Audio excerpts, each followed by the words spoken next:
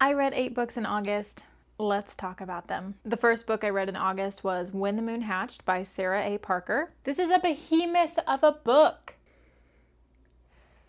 This is one of those circumstances where I judged a book by its cover because it's beautiful. So I bought it with money. I regret that purchase. You're telling me I don't get to meet the MMC until we're 30 to 40% into the book? No. First book in a series should be 700 pages long. In my opinion, you're telling me I have to go through the tragic backstory of the FMC in book 1 when I feel like it could have been cut and turned into a prequel in and of itself? It's probably safe to say that I will not be buying book 2.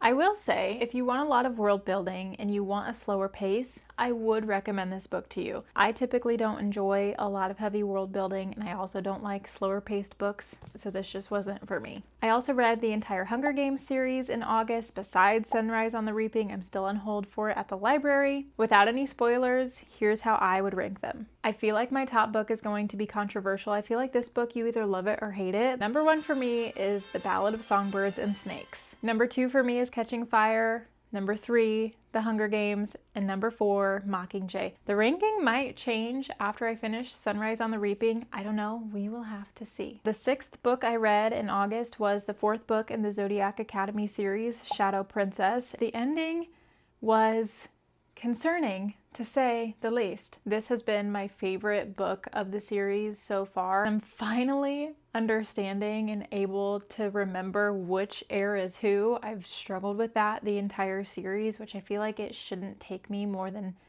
a book to understand who the characters are, but there are just so many characters to follow in this series. It got a little difficult, and I feel like I need to make myself a cheat sheet. Just saying, Kobo, but if you ever want to sponsor me, I would not turn it down. The 7th book I read in August is called Snapdragon. I was up at 3 a.m. I was in between books. I wanted a light read. Snapdragon has probably been my favorite read so far this month just because it made me smile and feel so much warmth in my heart. It's a graphic novel, which was absolutely perfect for my 3 a.m. brain. The last book I read in August is called Children of Blood and Bone. I have been wanting to read this forever, so when I saw that it was available on Libby, I jumped at the chance to rent it. As a writer, I will always try to predict what happens in books and the end of books. There's nothing I love more than being wrong because I want to feel intrigued. I want to feel in awe and shock at how the author twisted the story. It's exactly what I got with the ending of Children of Blood and Bone. I immediately rented the 2nd book in the series, and so far, the 2nd book of the series isn't going how I anticipated either, and I am loving that. All right,